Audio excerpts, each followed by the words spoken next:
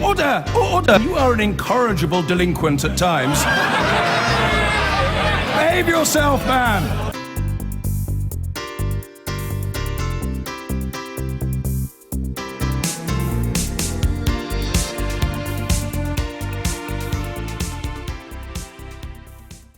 Now to the NHS. After months of headlines about missed targets this week, one was dropped entirely. It's yet another sign of a health service creaking under the pressure of an ageing population, and it raises more funding questions for the government. Well, joining me now in the studio is the Shadow Health Secretary, Jon Ashworth. Hello. Thanks for coming in this Sunday morning.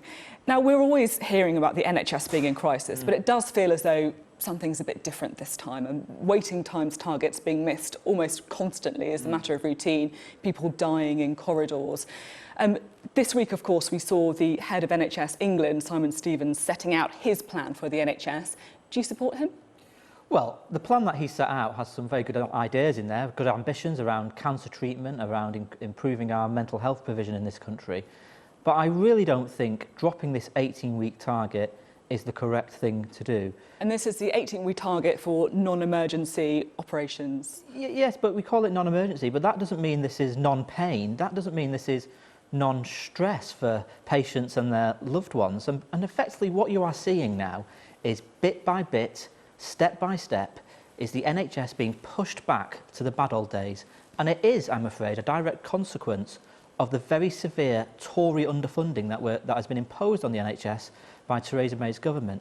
Now, my worry about the dropping of this 18-week target is this isn't a promise by politicians or a promise from NHS bosses. It's actually enshrined in the NHS constitution. Parliament legislated for that. It is an absolute right of patients to be seen within 18 weeks.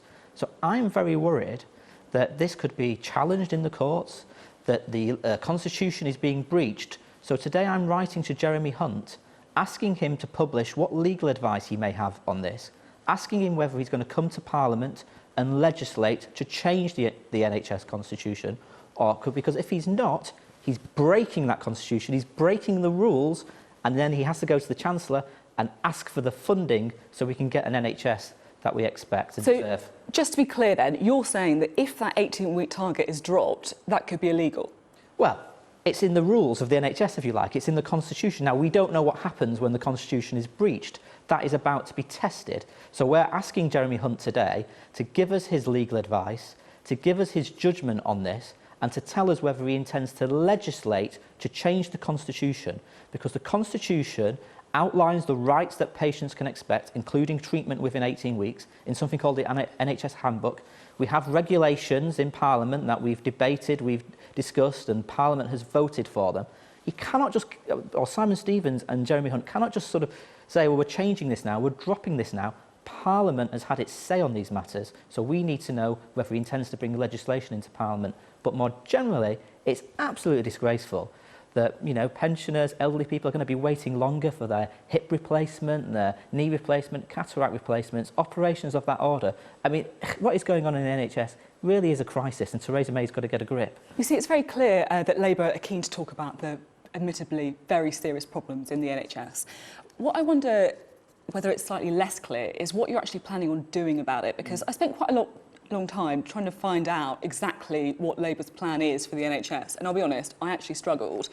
So exactly how much more money are you saying? Well, it's a good job. It's a good job you've invited me on your show today. Look, there's a few things we need to do. We definitely need a long-term plan for the NHS. Well, that's obvious. That is going to need. Well, you say it's obvious. The government aren't doing it, but that is definitely going to need more funding. So how much more funding? That's going to need more funding. Well, at the moment, our hospitals are in deficit of about £1 billion. Our commissioners, that's the local health authorities, if you like, are in deficit probably around £500 million as well. And the NHS money is flatlining. In fact, head for head, it's actually going to be going down. Now, I would say this year at least, you probably need £4 to £5 billion extra. But of course, the general election is probably now going to come in a few years' time. When we go to the country in a few years' time, we want to put forward a long-term plan for the NHS, explaining where the money will come from and how much we think is needed. That's the first thing.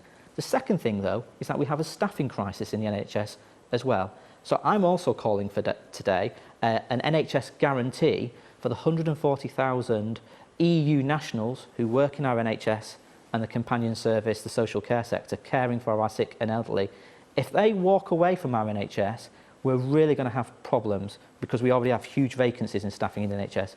But it also means we've got to do more training of people as well. So bring back, for example, student nurse bursaries. You know, they've got rid of student nurse bursaries and their numbers applying to trainers and nurses has plummeted. So let's go back to the specifics. £4 to £5 billion you're saying this year. How does Labour want to pay for that? I mean, John McDonnell suggested an NHS tax, for example. Is that something that you would Well, I mean, government is about making choices, and you've got to remember that this government has chosen to cut corporation tax by substantial amounts, has given away big tax cuts in changes to the capital gains tax regime. There's big £1 billion inheritance tax coming in this year.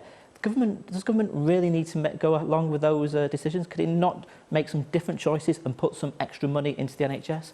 I mean, you mentioned the Shadow Chancellor. He produced an analysis that showed if you accumulate the loss to the Exchequer over about 6 years by adding up all the different tax changes to corporation tax and so on that have been implemented, it's a loss to the Exchequer of something like £70 billion. So let's not have any sort of nonsense telling us that we cannot afford the NHS. We can afford the NHS if the government's prepared to put the money in and make different decisions on tax. Now, that figure has been disputed, to be fair. Some people say that it would be substantially less than £70 billion. But what is clear is the NHS needs a lot more money, and we need to have a grown-up conversation about the future of the NHS. Is it right to just be throwing money at the problem? Well, I mean, shouldn't we be talking in a more grown-up way about the serious long-term problems of the NHS, ageing population, rising cost of drugs? Absolutely, and I'm up for that debate. I think we now need a national conversation about how we fund health and social care in this country, given that we have a big demographic changes going on in society, given that we have an ageing population. In the past, Labour governments led that debate and did indeed increase national insurance. So do we need to potentially look at tax rises? I'm not the Shadow Chancellor, so I'm not going to make tax decisions, but I think we should have a debate. But it's something we need to talk about. I am ready to engage in that debate about how we fund the NHS. So ready to potentially talk about increasing taxes and I'm ready to have that discussion with people about how we fund the NHS. But there's a couple of other things we've got to bear in mind. We are wasting money in the NHS with all the fragmentation, outsourcing, commercialisation. I mean, even Simon Stevens' plan complains about the fragmentation that's been introduced by David Cameron's NHS reorganisation. A Labour government would sweep all that aside. How can it be sensible that Virgin can be taking Surrey local NHS buses to court because they weren't awarded a contract? Or that you see big firms given multi-million-pound contracts and be forced to hand them back in? It's a waste of money. So that's the first thing we'll end. That privatisation agenda will come to a stop with a Labour government. And the second thing, if I just may quickly say so, is that we have a public health problem in this country. I've revealed today figures that show that we've got 500,000 more people going into hospital because of obesity and things like that. 70% of the NHS budget is spent on dealing with these conditions. Let's improve the health of society. Let's deal with obesity. Let's deal with diabetes, smoking, alcoholism. That will save us money as well. Now, we've had months of NHS in crisis headlines. Yeah. You might expect it to be starting to feed through into the government's poll ratings. It's not exactly happening, is it? Let's have a look at a poll that was out this week that shows an 18-point lead for the Conservatives. I mean, usually if you had this kind of headlines about the NHS, the government would be forced to do something. But with those polls, why would it need to? Well, I mean, it's a pretty depressing opinion poll to look at on a Sunday morning, so thanks for that. Sorry about that. Look, I mean, I know that the opinion polls are very challenging for the Labour Party at the moment. That's one way of putting it. But look, you know, I'm doing this job because I want the Labour Party to get back into government. We are one of the great social democratic parties of government. We have achieved great things. In fact, if you look at Twitter, there are people celebrating that it's something like 15 years since the Labour government introduced a national minimum wage. Now, you say that you're keen to get back into government, and that's why you're doing this job. You did make the decision to go into the shadow cabinet, unlike many of your other colleagues who said that they wouldn't support Jeremy Corbyn, didn't want to serve under him. You're not exactly a Corbynista. Do you ever look in the mirror and wonder if that was the right thing to do? Well, I'm somebody who wants a Labour government, and I want the Labour Party to succeed. Because if you look at the history of the Labour Party, we're the party that created the NHS, which introduced various race relations legislation, the Open University, the minimum wage, Sure Start centres, tax credits, and assault on child poverty. But to do all of that, you need to be in government. Absolutely.